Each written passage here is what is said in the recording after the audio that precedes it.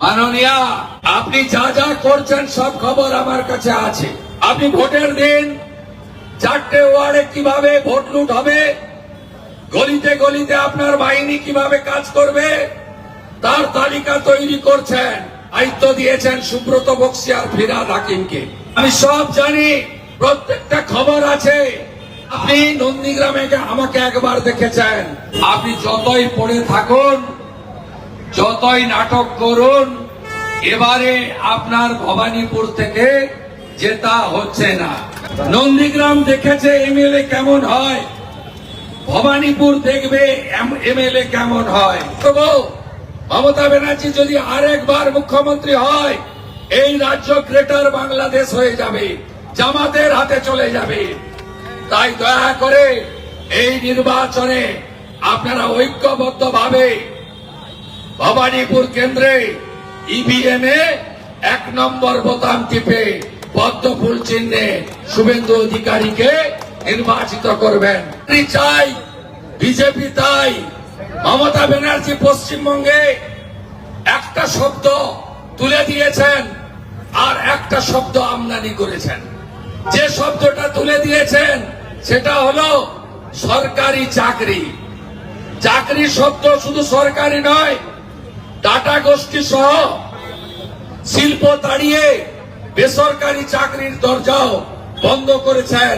যে রাজ্যে 2,15,00,000 বেকার, 1 কোটি পরিযায়ী শ্রমিক, যে রাজ্য আত্মনির্ভর হতে পারল না, পরনির্ভর ভাতা নির্ভর করে দিলেন, সেই মুখ্যমন্ত্রীকে এই কেন্দ্রে পরাস্ত করার বিনম্র আবেদন করি।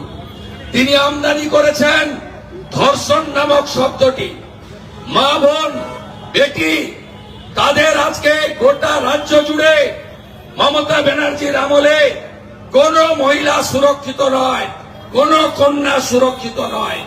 কামদুনি থেকে, পার্কস্ট্রিট থেকে, কাটোয়া থেকে, কাকদ্বীপ থেকে, আরজিকর থেকে, দুর্গাপুর মেডিকেল কলেজ থেকে, কসবা ল কলেজ থেকে শুরু করে কত নাম আমি আপনাদের বলবো, কারণ সবার সময় প্রায় সমাপ্ত হয়ে আসছে।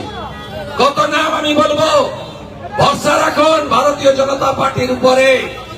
আমরা এই পাপ কাজ পশ্চিমবঙ্গে কাউকে করতে দেব না। যদি এই মহা পাপ কাজ কেউ করে, তাকে সকালে জমা নিয়ে বিকালে খরচ করব। ভারতীয় জনতা পার্টি যত মহিলাদের উপরে, বোনেদের উপর অত্যাচার হয়েছে, সুপ্রিম কোর্টের অবসরপ্রাপ্ত বিচারপতিকে দিয়ে কমিশন তৈরি করে 6 মাসের মধ্যে জেলে পোড়ার কাজ ভারতীয় জনতা পার্টি করবে। এই মুখ্যমন্ত্রীকে কোন মহিলা ভোট দেবেন না, কারণ এই মুখ্যমন্ত্রী বলেন মহিলারা যেন সন্ধ্যার পরে বাড়ি থেকে না বেরোয়। আর এই মুখ্যমন্ত্রী তার দল জামাত ইসলামের কথায় ইন্ডি জোটের সঙ্গে হাত মিলিয়ে কয়েকদিন আগে লোকসভাতে মহিলাদের মোদিজি বিধানসভা লোকসভায় 33 ভাগ সংরক্ষণ দিতে চেয়েছিলেন। এই জামাতি তৃণমূল ইন্ডি জোটের সঙ্গে হাত মিলিয়ে লোকসভাতে যখন ভোটিং হয়, বিজেপি এনডিএ বলেছে আইস আইস আইস, আর তৃণমূল আর ইন্ডি আর হায়দ্রাবাদের ওয়াইসি, কেরালার মুসলিম লীগ একসঙ্গে বলেছে নোস নোস নোস। তাই 29 তারিখ ভবানীপুরের প্রত্যেকটা মাতৃমণ্ডলী, দিদি বোন, আপনারাও ইভিএম এ তৃণমূলকে নো নো নো করবেন, এই আবেদন। আর সন্দেহ আছে বিজেপি আসছে কিনা? আছে সন্দেহ? 152তে তো আমি 125 কাল বলেছিলাম। আজকে আর সংখ্যা বলবো না। আর বড় নেতা আমাদের অমিত শাহ, আধুনিক ভারতের চাণক্য, তিনি বলেছেন 110-এর নিচে নামছে না। তাই আগামী 142টা সিটে কমসে কম 70-এর উপরে বিজেপি থাকবে, আরো উপরে যাবে। আমি বলবো, আমরা তো এতদিন মুসলমানদের দল বেঁধে ভোট দিতে দেখেছি। মুসলমান বুথে 92-94% ভোট পড়তে দেখেছি। এই প্রথম দেখলাম হিন্দুরা বাড়ি থেকে বেরিয়ে এসেছে, ভাষার নামে, জাতের নামে বিভক্ত হয়নি। গতকাল সব সনাতনী রাষ্ট্রবাদী বুথে 90%-এর বেশি ভোট পড়েছে।